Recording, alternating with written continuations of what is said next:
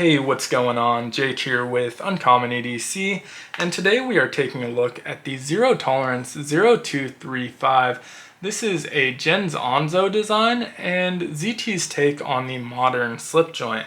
This is actually the second iteration of this knife. The first was the 0230. They're basically identical minus that blade shape. So the original had a sheep's foot, this one has a spear point. Both are still available, so it just kind of depends on your preference there, but around the same price point as well, $200. Now, worth noting, if you're not familiar with Zero Tolerance, this is a sister company to Kershaw. I don't know if that's the right word here, but they're both owned by the same company at least. So, owned by the same company, similar relationship to what we and Civivi have, where Civivi is the budget line, we is the more premium line. And so Kershaw is obviously the budget line here, ZT being the more premium line.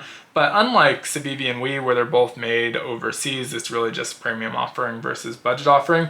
The entire ZT lineup is made in the USA. So this is a USA made knife, where Kershaw has a couple models made in the USA, but for the most part they are made overseas. And so that's going to be part of that major price difference, but they also do use more premium materials.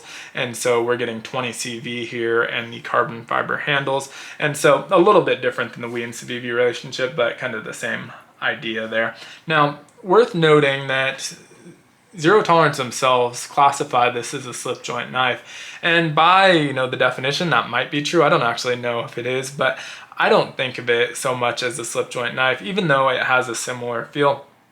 And so when I think of a slip joint, I think of a non-locking knife, which of course this has no lock on it, but I also think of a back spring, and you can see there's no back spring here, back spacer, but no back spring.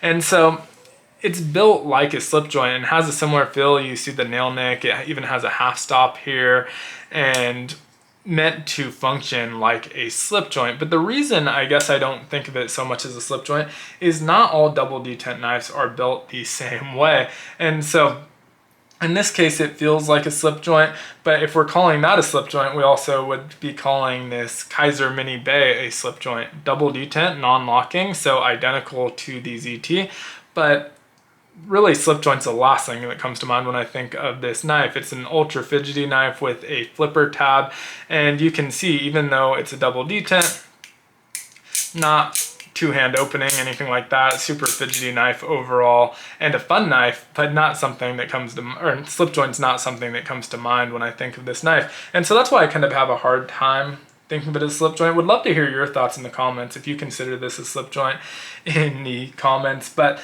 either way, it doesn't matter so much because this is a really cool knife and it functions like a slip joint, like I said.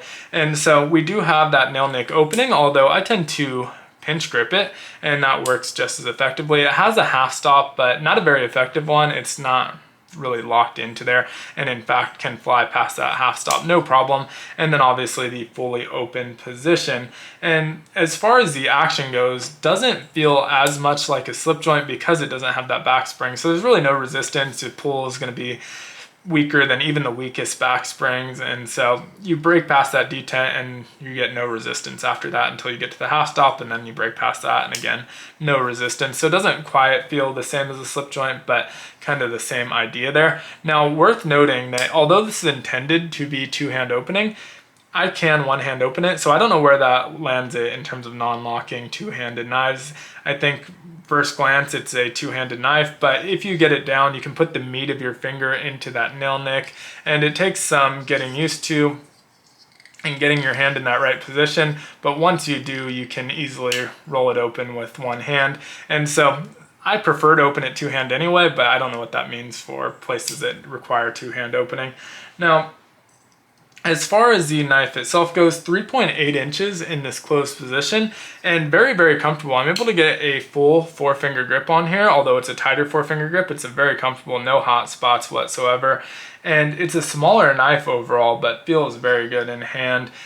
2.6 inches on that blade, which is again a 20 CV spear point blade, has a nice kind of stonewash finish to it, and so that is going to be under your 3-inch limit. 6.3 inches overall, so definitely on the smaller side, but kind of in line with what we see from traditional slip joints.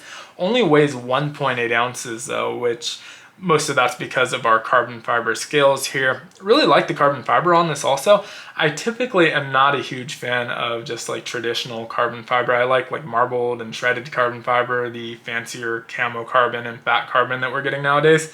Don't love traditional carbon fiber, but I really like it in this instance. I think part of it is just kind of the style of knives, kind of a classy looking knife, and also the way it pairs with this anodized aluminum backspacer, which is this really vibrant blue. I think it looks really great together, and so in this case I really like the carbon fiber, and it does lead to a very, very lightweight knife. Now, this is a modern slip joint, so we have a lot of modern touches, obviously the backspacer being one of them, not even possible in most slip joints, but incorporates our lanyard hole here, and really nice placement on that.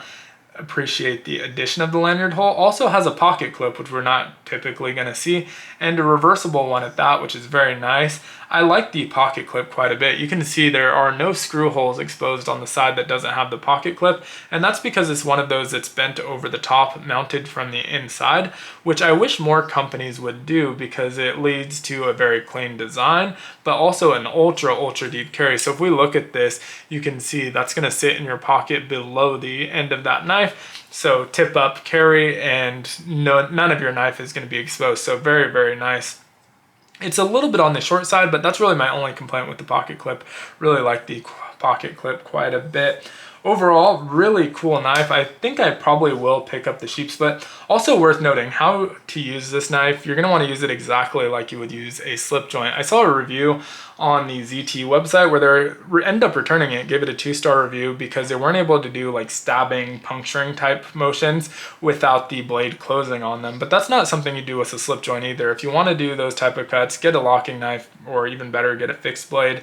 But if you know how to use it, it's not a dangerous knife whatsoever. Worth noting, I guess, that there is no back spring, so it's easier to close this than it would be if it had a back spring, but still feels safe in all of the types of cuts you do with the slip joint. Usually you're putting some pressure on the belly of the blade and pushing backwards, and so there's no reason that the blade would start to close on you. And the other thing is where your thumb lands with this grip is right on the tang of the knife. You can see that's where that zero tolerance logo is. It lands on the tang of that blade and holds it in that open position. So you can break past the detent, but it's really not going to close on your fingers unless you have a ton of force there. So I'll put a bunch of pressure on here and you can see it breaks past the detent, but just kind of stops right there no matter how hard I press. And that's because my thumb is pressing in the opposite direction. And so my fingers aren't really in any sort of danger of being closed on. But worth noting that I do close this a little bit differently than I would my normal slip joints. Usually in those I would kind of grip it like this and put some pressure on the blade into the half stop. And I'm doing it here for demonstration purposes, but when I close this, I always get my fingers out of the path of the blade completely, because unlike a slip joint, that half stop really isn't strong enough to make me feel super safe about that. So you'll see when I apply enough pressure on the blade, it's gonna break right past that half stop. So almost fully closed.